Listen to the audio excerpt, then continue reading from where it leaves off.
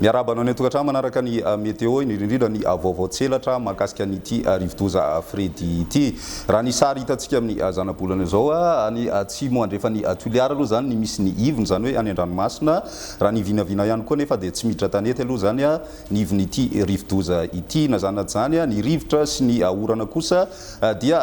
toetra trano zany indrindra moa ny morontsiraka atsimo andrefa ny Madagasikara sy ny tapany atsimon'ny nosy iny ny ivony tamin'ity maraina ity tamin'ny 7 ora sasany teo dia tany amin'ny 10 atsimo andrefa ny Toliara no nisy ny ivony zany ny rivotra miaraka aminy 70 kilometatra isan'ora zay raha natafiotra 520 kilometatra isan'ora raha ny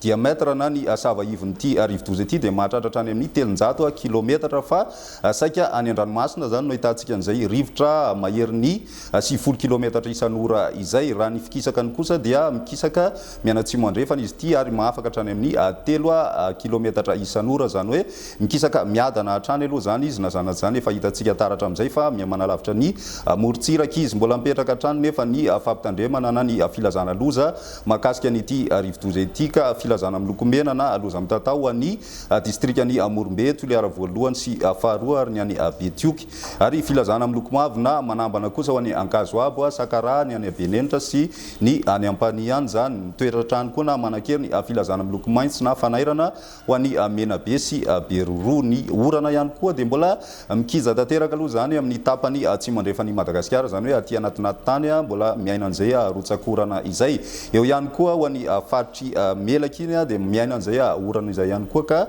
mbola manankely ihany koa ny fampitandremana noho ny abetsahana rotsakorana amin'ireo faritra voalaza farany ireo zany ny any an-dranomasina ihany koa mazava ho azy dia mbola tsy azo atao aloha ny miandrika amin'iny morontsiraka andrefan'ny Madagasikara iny manomboka any Besalampy ka hatrany Cap Sainte Marie zay eo ihany koa ny any Cap Sainte Marie ka hatrany Vangaindrano zany hoe mahakasika ny any amin'ny tapany atsimo atsinanany Madagasikara zany ity filazana mahakasika ny fampitandremana ho an'ny mpampiasa ranomasina ity izay ny vaovao tselatra mahakasika an'ity rivodoza ity azo ifampizarana amin'izao fotoana izao rehefa avy eo indray ny fotoana manaraka